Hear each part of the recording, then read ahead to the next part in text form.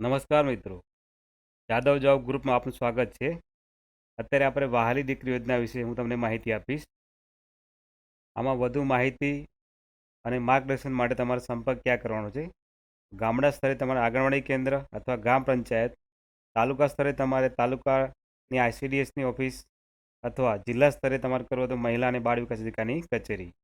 આનાથી પણ તમારે વધારે વિશેષ જો કોઈ સંપર્ક કરવો હોય તો ગાંધીનગરની કચેરી, ગાંધીનગર કચેરી, ડૉક્ટર જીવરાજ મહેતા ભવન, ગાંધીનગર, કમિશનર મહિલા અને બાળ વિકાસ અધિકારીની કચેરી, ત્યાં તમે સંપર્ક આનો કરી શકો છો.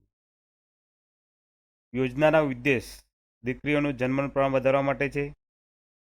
દીકરીઓને શિક્ષણમાં ડ્રોપ આઉટ એટલે કે શિક્ષણનો રેશિયો ઘટાડવા માટે, જેમ કે શિક્ષણ છોડી ના દે અને આગળ અભ્યાસમાં ભણે એ માટેનો, દીકરીઓનું સમાજમાં સર્વાંગી વિકાસ થાય અને બાળ લગ્ન અટકાવવા માટે.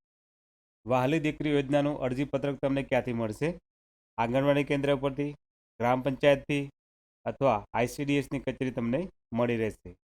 એ વિનામૂલ્યે મળશે. અથવા તમારે જો જોઈતું હોય, વોટ્સઅપમાં જોઈતું હોય તો મારો મોબાઈલ નંબર છે 982498 પર તમારું પૂરું નામ અને ગામનું નામ લખીને મોકલો અને અંદર લખો વહાલી દીકરી યોજના ફોરમ, તો હું તમને મારા વોટ્સએપ નંબર દ્વારા તમારા નંબરમાં હું તમને મોકલી આપીશ. અને આ ફોરમ તમને આ વિડીયોની ડિસ્ક્રિપ્શનમાં, આપણે જે વિડીયો બનાવ્યો છે એના ડિસ્ક્રિપ્શનમાં બી તમને મળી રહેશે. અને આના અંદર વિડીયોના અંતમાં બી તમને આ ફોરમ આનું મળી રહેશે, જેનો તમે સ્ક્રીનશોટ પાડીને બી તમે ફોરમ કાઢી શકશો. આ ફોરમ તમારે લીધા પછી, ઘણાને હોય છે કે ફોરમ લીધા પછી જમા ક્યાં કરાવવાનું, તો તમારે આ ફોરમ લીધા પછી તમારે આંગણવાડી કેન્દ્રમાં આ ફોરમ તમારે જમા કરાવવાનું છે.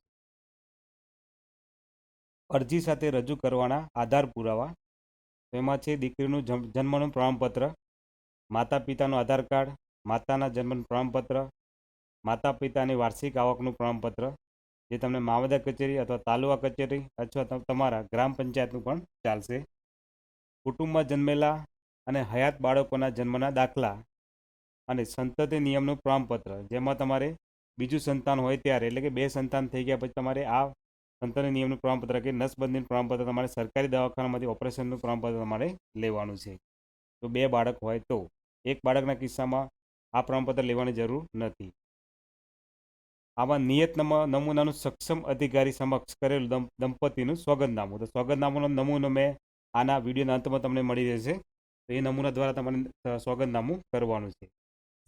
અરજી કરવાનો સમયગાળો તારીખ 2/8/2019 બાદ જન્મેલી દીકરીઓના જન્મ બાદ 1 વર્ષના સમયગાળામાં આધાર પુરાવો સાથે તમારે અરજી કરવાની છે. કે તમારે દીકરીનો જન્મ થાય પછી 1 વર્ષના સમયગાળામાં તમારે આ જે નિયત નમૂનાના આધાર પુરાવા સહિત તમારે અરજી કરવાની રહેશે. લાભાર્થીની પાત્રતા, સૂચના અને નિયમો, તારીખ 2/8/2019 કે ત્યારબાદ જન્મેલ દીકરીઓને આ યોજનાનો લાભ મળવાપાત્ર થશે. દંપતીની વધુમાં વધુ 2 દીકરીઓને યોજનાનો લાભ મળવાપાત્ર રહેશે. દંપતીની પ્રથમ અને દ્વિતીય દીકરી બંનેને લાભ મળવાપાત્ર થશે, પરંતુ દ્વિતીય એટલે કે બીજી દીકરી દંપતીએ ત્યાર પછી સંતતિ નિયમનું ઓપરેશન કરાયેલું હોવું જોઈએ, એટલે કે તમારે નસબંધીનું ઓપરેશન કરાવેલું હોવું જોઈએ. પ્રથમ દીકરો અને બીજી દીકરી હોય તો બીજી દીકરીને સહાય મળવાપાત્ર થશે, પરંતુ દ્વિતીય દીકરી પછી દંપતીએ એટલે કે પતિ પત્નીએ સંતતિ નિયમનું ઓપરેશન કરાવેલું હોવું જોઈએ. પ્રથમ દીકરો અને બીજી બંને દીકરી જોડિયા કે તેથી વધુ એક સાથે જન્મના અપવાદરૂપ કિસ્સામાં તમામ દીકરીઓને વહાલી દીકરી યોજનાનો લાભ મળવાપાત્ર થશે, પરંતુ દ્વિતીય દીકરી પછી દંપતીએ સંતતિ નિયમનું ઓપરેશન કરાવેલું હોવું જોઈએ. દીકરીના જન્મ સમયે માતાની ઉંમર 18 કે તેથી વધુ વર્ષ હોવી જોઈએ. એનાથી ઓછી ઉંમર હશે તો એને મળશે નહીં. વહાલી દીકરી યોજનામાં આવક અને મર્યાદા, તો કેટલી આવક હોવી જોઈએ? તો આમાં શહેરી વિસ્તાર અને ગ્રામ્ય વિસ્તાર માટે એક સમાન આવક છે. 2 લાખથી વધુ આવક હોવી જોઈએ નહીં. તેનાથી ઓછી હશે તો ચાલશે, પણ વધારે હોવી જોઈએ નહીં.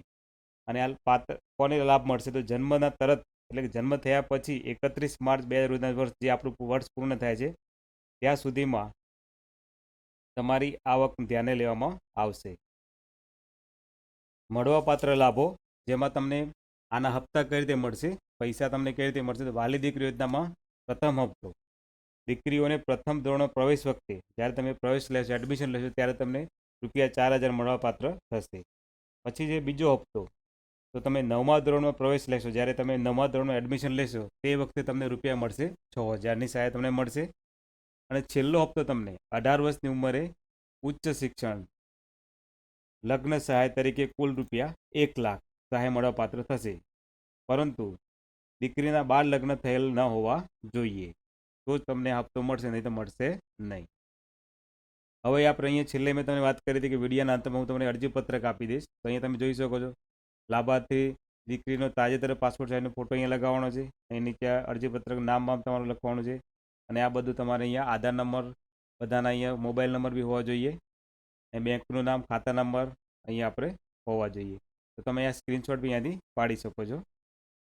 આ એનો બીજો ભાગ છે. પહેલું પેજ હતું, હવે આ બીજું પેજ આવ્યું. આને બી તમે જોઈ શકો. અરજી સાથે નીચેના પુરાવા તમારે અહીંયા રજૂ કરવાના છે. કુટુંબના સભ્યોની વિગત આપવાની છે અને નીચે એકરારનામું આપેલું છે, એમાં બી તમારે માતાની સહી કરાવવાની છે, માતા પિતાની બંનેની સહી કરાવવાની છે.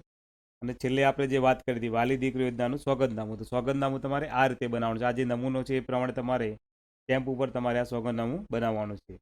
અહીંયા જે પ્રમાણે નામ જે પ્રથમ રીતે જે લખ્યું એ પ્રમાણે તમારે નામ લખવાના છે અને એ પ્રમાણે તમારે સોગંદનામું બનાવવાનું છે. તો મિત્રો, તમને મારો આ વિડીયો ગમ્યો હોય તો તમે એને સબસ્ક્રાઈબ કરો અને લાઈક કરો.